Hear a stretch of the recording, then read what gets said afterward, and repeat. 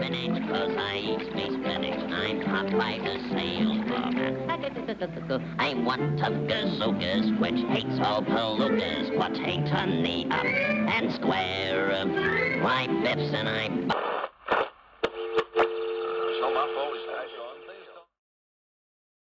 I suppose that I wasn't very good at sport growing up, and so creating was a good outlet for me. I was able to sit down and sort of go into my own imaginary worlds in my head. I'd read a lot, so books were really, really big inspirations, comic books, and that sort of inspired me to become an artist. I actually did do a little bit of acting, did some stage productions when I was younger. Whilst I don't think that it's completely necessary for someone as a character designer to do acting, I think it definitely did help, particularly with expressions and poses.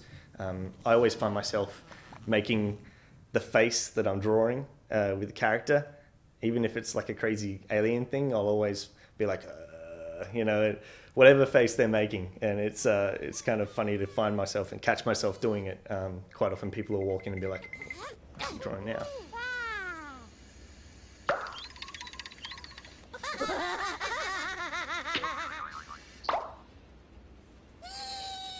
I've also done life drawing. I did a year of uni of graphic design and illustration. The first year was very basic, and so I sort of thought this probably isn't really for me. But in that we did life drawing, which I found extremely useful. I then pursued that outside of uni for a couple of years. Weekly courses, really, really handy. Just getting to know the human form. It's just like being a doctor. Not that I could do any sort of brain surgery or anything, but being able to study anatomy and know how muscles form into each other and how they interact, and then, you know, how poses are possible and the ones that aren't possible. You know, you definitely learn that from life drawing. Huge emphasis on that. If ever you aspire to be any kind of artist, anatomy is definitely one of those things that you need to nail. We're working on an internal IP called Double Happy Rabbits versus the Infinite Sadness. So it's about two happy-go-lucky rabbits who go around fixing the bad stuff that happens as a result of the infinite sadness. So it's a point-click puzzle-based adventure game. Yeah, we're making pretty zany environments and characters, and yeah, it's all looking really good. When I design characters such as the Double Happy Rabbits, I tend to start at a brief level. I'm handed a piece of paper that says, you know, this is what you have to do as far as personality, any physical traits that I need to keep in mind. They're rabbits, obviously, so I had to start from there. That was a good start point. I knew that they had to be pink and blue. So you basically start from a rough sketch, and you do about 1 million of those, and then you whittle it down from there. You have a lot of review processes with myself and with the other monkeys in the studio. We all have our input and say, oh, we like the ears on that one, or the smile on that one. And then I take that all into consideration, and I do another couple of batches of sketches, keeping it all loose just so that we can sort of see, oh yeah, that could be closer to it, but it's not exactly that. Gives a bit of wiggle room. Then once we've sort of whittled it right down to maybe 1 or 2, we choose the final direction, and then I start polishing the artwork a bit more.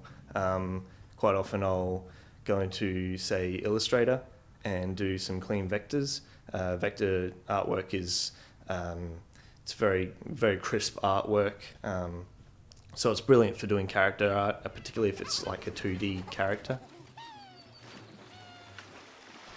When you hit a brick wall as far as creativity is concerned, you have to kind of stop and step back from whatever you're working on, and to sort of break that chain of thought that you're always going to be cycling around in your head, oh, I'm just going to recycle all the same old ideas, and you won't actually create anything new. So I often find my Pinterest wall as a great source of inspiration to help with that creative block. I collect a whole bunch of different artists from all around the world. It doesn't matter if they're in my field or not. If they're artistically brilliant, I'll use their stuff as inspiration. If I don't know how to do a certain thing with a character, I'll go and see what else has already been done. Quite often someone has gone and done a weird combination of whatever you're working on, and it's always good to know what already exists out there, so that A, you don't plagiarize, and B, that you can it can jog your memory or jog your mind, and you can just approach things with a fresh mind. The environment here is great. We're all from very different backgrounds. We all have very different tastes, but we share a lot in common as well. And that really helps when we're pitching for a new product. The guys here are my friends.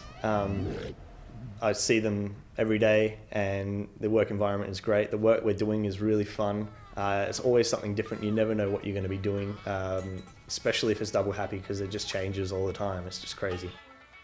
Yeah, I just really love working here.